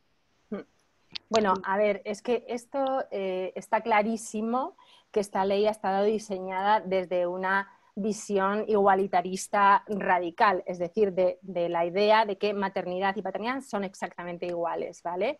Los argumentos laboralistas ya los conozco. Primero, que de hecho no resuelven nada, porque las mujeres al final van a buscar una manera, una gran cantidad de mujeres van a buscar una manera de conseguir algo más de tiempo, y entonces se van a acoger a excedencias, o si no pueden van a pasar al paro, o sea, van a buscar otros recursos, con lo cual el resultado, de hecho, va a ser que muchísimas mujeres van a caer en la precariedad porque no disponen de esos meses extra que en otros países, en la mayoría de los países europeos comparables a España, sí que tienen ese recurso de unos ingresos que les permitirían alargar un poquito más la baja. Entonces ahora, como no se les ha dado esos recursos, va a ocurrir lo mismo que estaba ocurriendo antes. Es decir, que van a acogerse a excedencias o al paro, ¿vale? Con lo cual no se resuelve nada. Por otro lado, precisamente si defendemos esta idea de que existe la diferencia sexual, de que no es lo mismo ser madre que padre, desde un punto de vista digamos, antropológico, teórico, filosófico, una ley no debería de diseñarse sobre un presupuesto falso. Es decir, el derecho, los permisos iguales intransferibles se dan cuando nace una criatura. Esa criatura ha nacido del vientre de una mujer tras una gestación y un parto. Esto es así. Y además, las madres tenemos la capacidad de amamantar. O sea, estos son hechos biológicos. Estamos diciendo precisamente esta conferencia que la biología sí que importa. Entonces, no contemplar eso, o sea, banalizarlo, dejarlo de lado, yo creo que abunda en esa devaluación, en ese no dar valor a lo que hacemos las mujeres, a lo que son nuestras vidas, nuestras auténticas vidas, nuestras experiencias y nuestras biografías. Un sistema, un mercado laboral justo debería de tener en cuenta también la biografía de las mujeres, es decir, el ciclo vital de las mujeres. Y dentro del ciclo vital de las mujeres está este hecho de la maternidad, ¿no? Sería dar cabida a la diferencia sexual, efectivamente, dentro de estos derechos laborales, ¿no? Hay otra pregunta: ¿qué sucede con la adopción y las mujeres que no quieren ser madres? Pues sinceramente, nada, o sea, que me parece maravilloso y estupendo. O sea, por un lado, la adopción es un modo de llegar a la maternidad absolutamente respetable, maravilloso, que puede ser una maternidad tan satisfactoria finalmente o más incluso que la biológica, pero es otro tipo de maternidad. Y esto, cualquier psicóloga, si hablas con especialistas en el tema, se sabe perfectamente. Es decir, la maternidad por adopción presenta unos problemas, unas exigencias diferentes. Es otro tipo de maternidad, otra cosa, ¿vale? Es cierto que a mí me gusta hablar por defecto, cuando hablo de maternidad biológica. ¿Por qué? Porque es la maternidad biológica. La maternidad biológica es precisamente el objeto de la fijación, de la obsesión y del ataque del patriarcado. O sea, el patriarcado, la adopción, digamos como que ni le va ni le viene, ¿no? No es objeto. O sea, el objeto de la apropiación patriarcal, es la maternidad biológica, no otra, ¿vale? Eso en cuanto a la adopción. Y en cuanto a las mujeres que no quieren ser madres, estupendo. Yo no he sido madre hasta muy mayor, ¿eh? O sea, no sé qué, no tengo ningún problema con eso. A mí me gustaría añadir, si queréis, un segundito para este comentario, porque es verdad que a veces pues, es como que hacemos un enfoque que no está exactamente sobre el foco que correspondería, ¿no? Entonces, el tema de la maternidad con la cuestión de la identidad de género es que está claro, y nosotras las feministas defendemos, como ha dicho Patricia, o sea, no todas las mujeres paren. Claro, que para la que quiera, precisamente Claro. es el feminismo que da a escoger. Lo que sí que tenemos que tener muy claro es que solo las mujeres paren. No hay otra. Eso es lo que está. O sea, solo las mujeres tienen la capacidad reproductiva de gestar. Todo el mundo tiene una madre. O sea, las personas huérfanas tienen una madre que las trajo al mundo. O sea, todo el mundo tiene una madre y ese rol en la reproducción corresponde a la hembra de la especie humana. Y después es la sociedad la que está organizando como si esa madre tiene poder legal sobre sus hijos o no, pero la forma de llegar al mundo es el útero materno. Tu nacionalidad y Eso demás no hay otra. es así. Entonces, No bueno, hay otra. Y este es el problema que tiene el patriarcado. es eso. Hay otra pregunta: ¿por qué crees que las feministas hemos tardado tanto tiempo en darnos cuenta de estas trampas que ha gestado el patriarcado alrededor de tantos años, y cómo hemos introducido en nuestra agenda durante años a algunas de estas fantasías? Ya, sí, esto es algo que bueno, que es, podríamos reflexionar, o sea, el por qué, pues no sé, ¿por qué? Porque el patriarcado es, perdonad que diga, jodidamente astuto, jodidamente perverso, o sea, lleva 10.000 años pensando y buscando siempre, ¿no? Es como una especie de virus, siempre buscando por dónde atacar, o sea, que bueno, tenemos que ser en eso magnánimas con nosotras mismas, ¿no? Yo tengo que decir que yo sí llevo muchos años alertando sobre esto, yo sí llevo muchos, y por cierto, a veces siendo un poquito atacada, ¿no? por esto, pero yo sí llevo, quizá porque me centré mucho en la maternidad y ahí se ve claro el tema, ¿no? Pero yo llevo muchos años alertando al feminismo, proponiendo al feminismo un viraje, alertando sobre la necesidad de cambiar algunas cosas de nuestra agenda. Yo luché como una jabata como pude con lo de los permisos sobre los intransferibles, pero bueno, ahí están. Pero bueno, yo creo que si esta situación ahora de este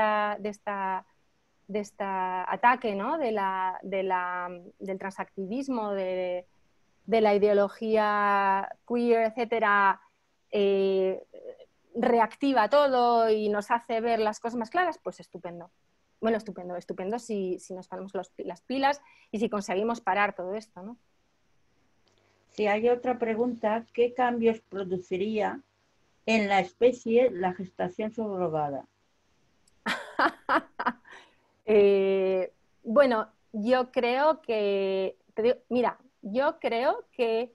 durante un tiempo nos convertiríamos en una especie robotizada con unos problemas psiquiátricos brutales, pero brutales no te puedes imaginar. O sea, los problemas psiquiátricos serían de nivel inconmensurable. Y luego ya sería tal la demencia, porque entraríamos en una espiral de demencia, o sea, todo tipo de patologías graves psicológicas sería el 90% de la población que las tendría, y esto yo creo que nos llevaría a la autodestrucción, te lo digo así de claro.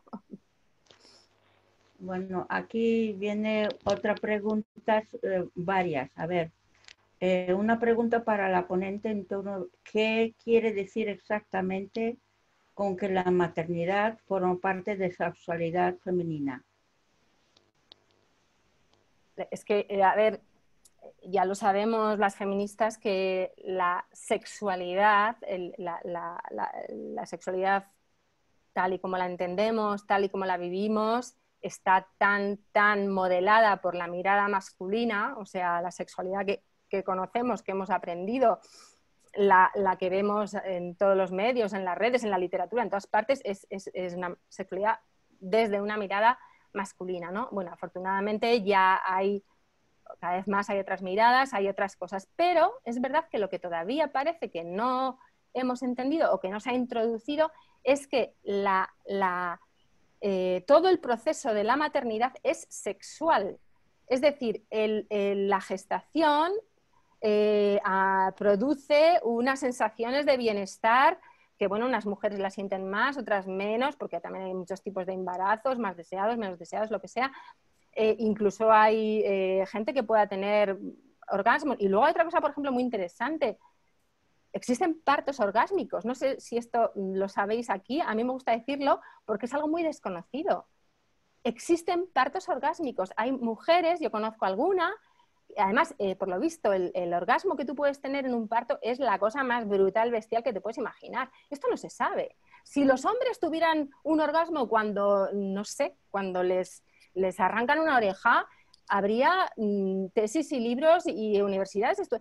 Esto no sé si lo saben, o sea, si es algo que se sepa mucho, pero entonces, y luego lo mismo, la lactancia es un momento, o sea, es pura sensualidad y también produce muchísimo placer, o sea, es sexualidad, todo el proceso de la maternidad. Hay otra pregunta, ¿dónde podemos conseguir más información sobre el poder legal de las madres sobre sus hijos y cuándo y dónde se dio por primera vez? Muchas gracias. Esto, pues mira, ¿Eso es otra conferencia? Yo misma he buscado así un libro, que de hecho pregunté a alguien de la Facultad de Derecho por un libro, así que me venga todo junto, y no lo he encontrado, no lo he encontrado, pero bueno, gente de Derecho debe de haber un compendio de esto. Yo he ido recopilando información así por donde he ido. Pero bueno, mira, una cosa que sí, hay una película que estaba en YouTube, no sé dónde estará, es en inglés, es Scandalous Women, Scandalous Women, mujeres escandalosas, ¿no? Y entonces ahí cuentan la historia de Caroline Norton, que es la mujer que en 1830 y pico consiguió el Child Custody Act, la primera ley de custodia para niños, ¿no? Porque ella fue un caso que, bueno, tuvo un lío con alguien, el marido entonces la echó de casa, se quedó con los niños y además no volvió a ver a sus niños.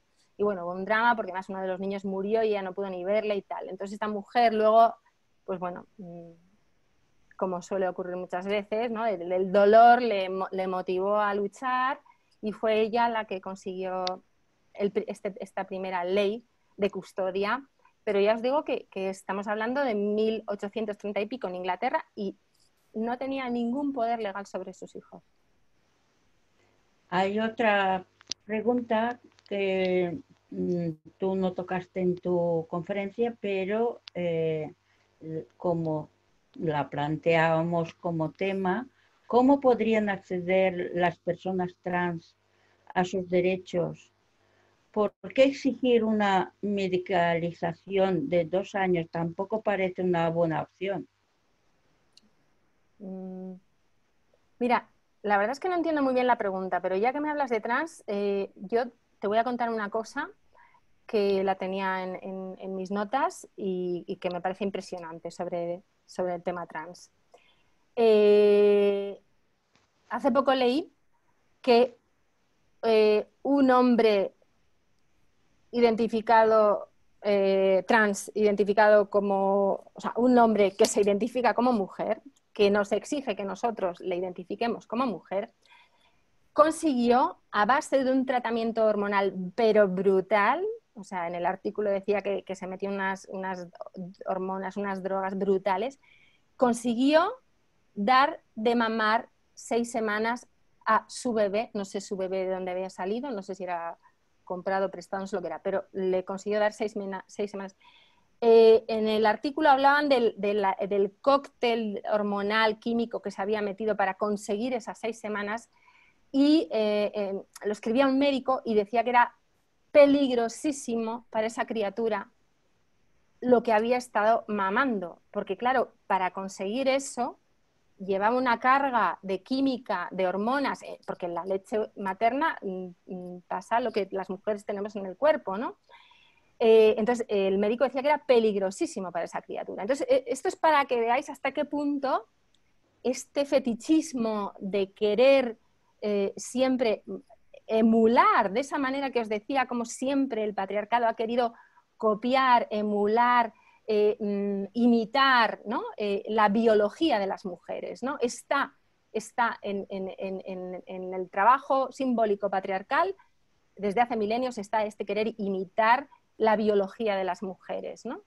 Esos partos de Zeus. Bueno, pues este quería dar de mamar como una mujer. Pero para ello le importaba un bledo a la criatura. O sea, que es lo contrario de lo que es una maternidad auténtica con vínculo primal, que sobre todo de lo que se trata es de proteger a la criatura, ¿no? O sea, estaba intoxicando a esta criatura. Ya sé que no he contestado la pregunta, pero bueno, así. No, pero si me permitís, es que no la he visto, entonces, ¿me la puedes repetir, Carmen, por favor, la pregunta para que pueda responder Sí, desde eso que responde.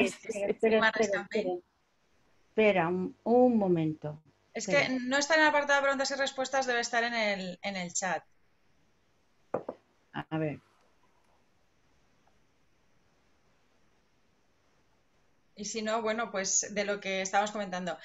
Es una pregunta que tiene un poco de trampa porque... Está aquí, lo hace Joana Pintos. Ajá. Yo Un la placer conozco. escuchar esta charla. ¿Cómo podrían acceder las personas trans a sus derechos?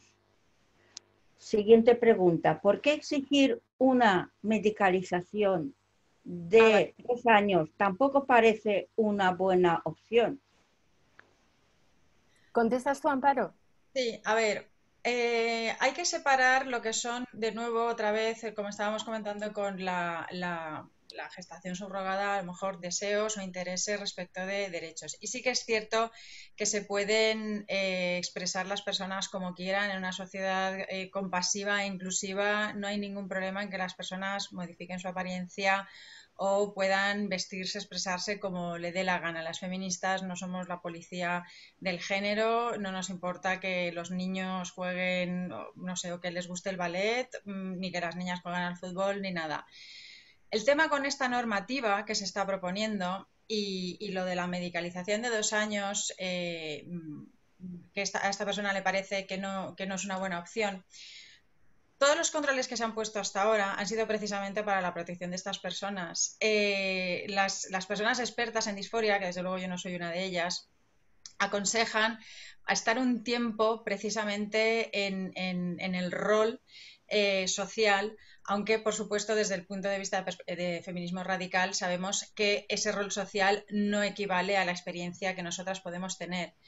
Pero lo que quiero decir es que desde el punto de vista incluso de las personas defensoras de la transición, todos los cambios que se producen necesitan un apoyo psicológico, necesitan un acompañamiento y no se puede hacer a la ligera. En todo caso, desde el punto de vista del feminismo, o sea, un hombre no es una mujer, realmente. No se puede poner en igual situación las experiencias que tenemos porque somos mujeres, como decía Simone de Beauvoir, no solo por nacer, sino además por toda la experiencia, toda la socialización. O sea, mujer adulta es quien ha sido niña y ha pasado toda la socialización que nos imponen. Entonces, no se trata de que les obliguemos a esperar. Es que realmente no, a ver cómo lo digo. La normativa de ahora niega la realidad del sexo. La normativa anterior, la ley vigente de la ley /3/2007, reconoce la realidad del sexo. Lo que pasa es que especifica que hay determinadas personas que por una cuestión psicológica les habría gustado pertenecer al sexo contrario. Y por esa inclusividad de una sociedad permisiva les permite hacer una ficción legal para poder acomodar ese deseo o esa necesidad a esa realidad. Pero existe la realidad del sexo y por eso la necesidad de acomodar las características físicas al sexo reclamado, que es como aparece en la normativa. La propuesta normativa de ahora dinamita todo eso y dice que los sexos no existen. La propuesta de ahora no es que tengan que esperar 2 años, o sea, es que con la propuesta de ahora un señor con barba, un varón intacto perfectamente, podría acreditar ser mujer. Y eso tiene consecuencias a nivel legal. Tiene consecuencias a nivel legal para ocupar los espacios de las mujeres en las cuotas, por ejemplo, en estar en las estadísticas. Hay un problema muy importante en la alteración de las estadísticas, por ejemplo, de delitos y violencias, y especialmente la violencia sexual. Con lo cual, es un tema muy complejo. A las mujeres se nos está atacando precisamente de nuevo con el género porque se nos exige ser compasivas con el resto de la sociedad, acomodar de nuevo los deseos e intereses de otras personas por encima de los intereses de las mujeres como colectivo.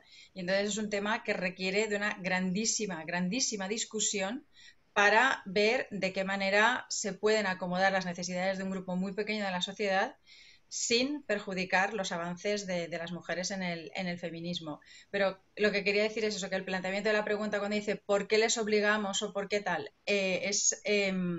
Vuelve a poner el género como obligación de las mujeres a ser acomodadoras, compasivas, cuidadoras de todo el mundo. Y eso no es posible desde el punto de vista feminista. Pero bueno, tenemos tiempo para una pregunta más, Carmen, porque ya son las 19:45, que es cuando habíamos dicho que íbamos a cerrar. Ya, pues la verdad es que hay muchas preguntas en el tintero. Otro día. Y muy distintas, unas más amplias. Puede ser que ya habéis respondido la siguiente pregunta. Hay hombres trans, hembras que han transicionado a varones que pueden gestar. ¿Cómo ves este hecho cuando se dice que también los hombres pueden parir? No, los hombres no pueden parir.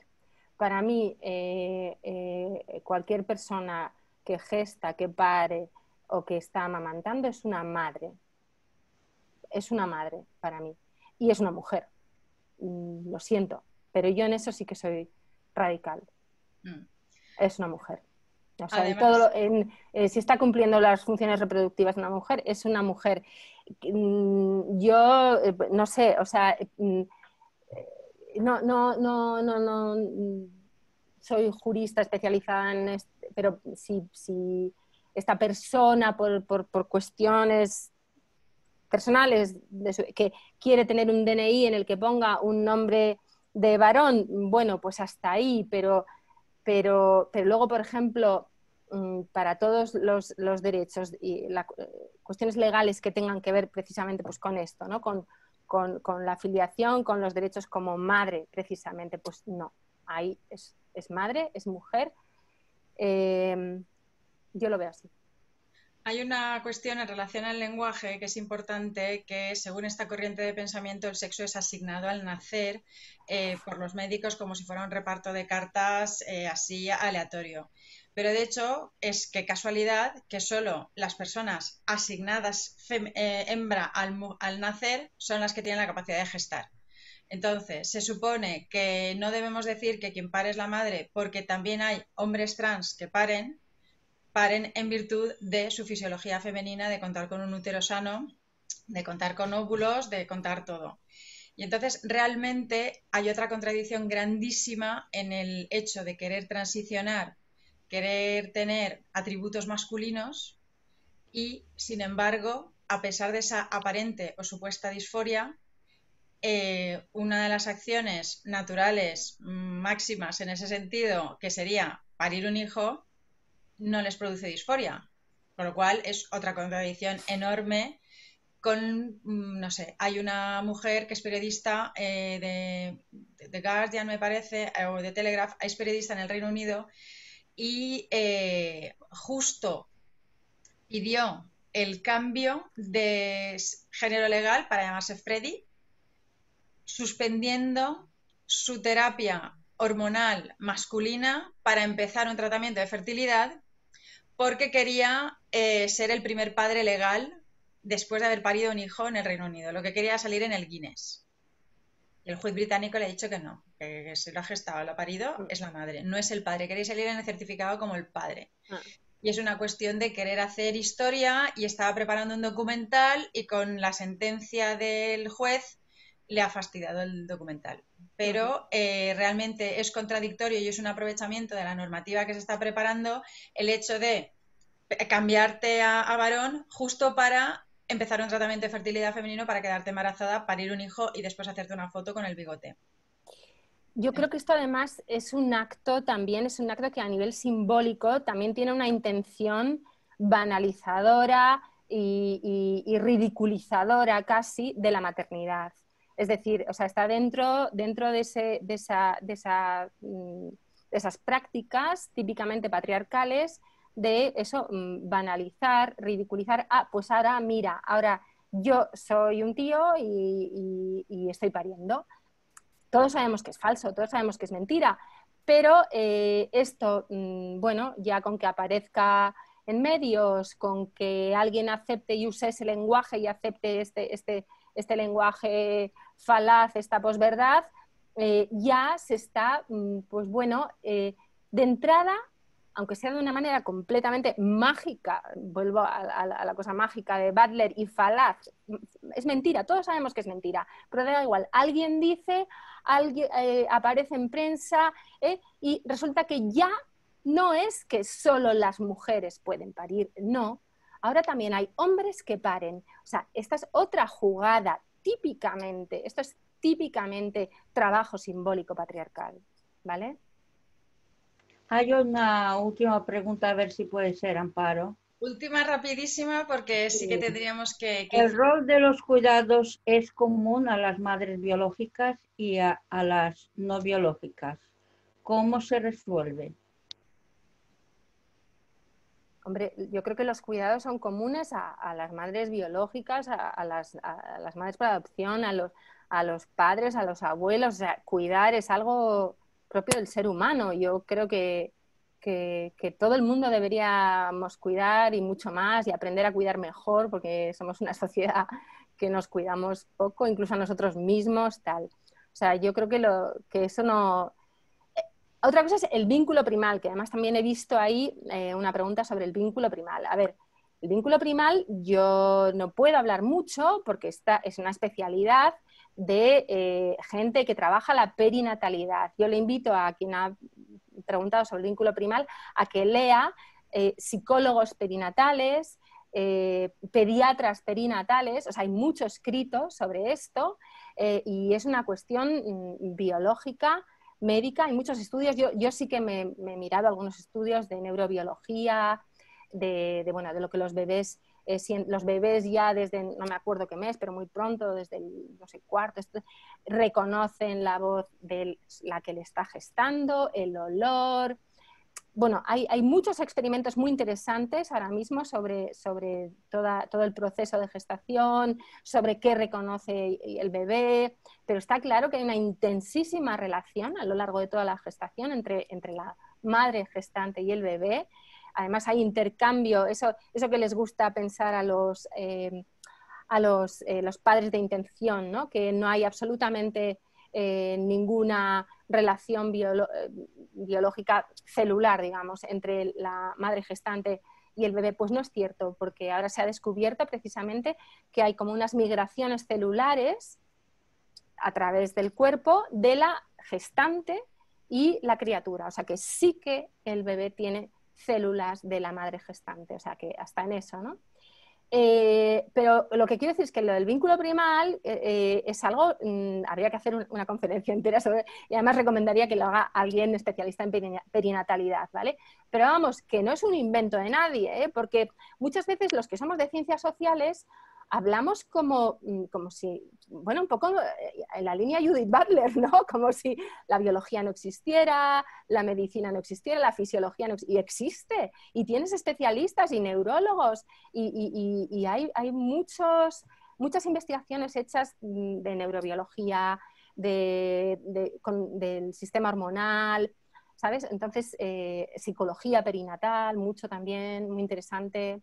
Entonces, bueno, es muy... existe el vínculo primal, es fuerte, es muy dañino cortar ese vínculo primal. Obviamente, a algunas criaturas afecta mucho más, a otras mucho menos, pero bueno, la gente que ha adoptado niños sabe perfectamente que los niños adoptados, pues que muchas veces es complicado, por eso tiene un mérito tremendo, ¿no? O sea, hay que afrontar a veces situaciones complicadas y dar una cantidad de amor enorme, ¿no? Y por eso los papás compran sus bebés, porque no quieren esas complicaciones que pueden tener, ¿no? Pero bueno, somos humanos y, digamos, el conflicto, la carencia está en todas partes, pero lo que es perverso es que estemos ya pensando en crear el terrible de la maternidad subrogada es que es una carencia programada. O sea, se ha pagado, se ha encargado y en la cabeza, como Atenea de Zeus, en la cabeza de un señor se le ocurrió, voy a fabricar un bebé carenciado ya desde que nace, ¿no? Esto es lo terrible. Pues con esta reflexión, muchísimas gracias, Patricia. Con esta reflexión yo creo que cerramos. Muchísimas gracias a todas por vuestra participación y bueno, agradecer muchísimo a Patricia su tiempo, la investigación, ha sido interesantísimo y bueno, vamos a ver la manera de poner en público toda esta información y os avisaríamos a las personas inscritas cuando esté publicado para que podáis volver a disfrutar de esta interesantísima charla. Pues yo también quería felicitar a Patricia y además con los comentarios que han hecho muchísimas oyentes de aquí de la conferencia, la han felicitado, la han agradecido. Felicidades por parte de todas las que hemos asistido a esta conferencia. Gracias, Patricia. Muchas gracias a todas. Siento que eso, que me he dejado mucho en el tintero, porque como he visto también algunos comentarios, como explica más esto. Yo sé que hay vamos, casi todo lo que he explicado necesita más explicación, pero bueno, ya poco a poco haremos, a ver si es que yo quiero hacer una tesis sobre este tema, o sea que espero poder explicarlo. Pues Bueno, entonces lo que hacemos es emplazarnos en un óptimo para una siguiente ocasión en la que podamos tener esa profundización sobre algunos de los temas o continuación. Muchísimas gracias a todas por vuestra atención, por estar aquí casi las 2 horas que llevamos. Buenas tardes y seguimos en contacto. Muchísimas gracias. Un saludo. gracias a todas. Adiós.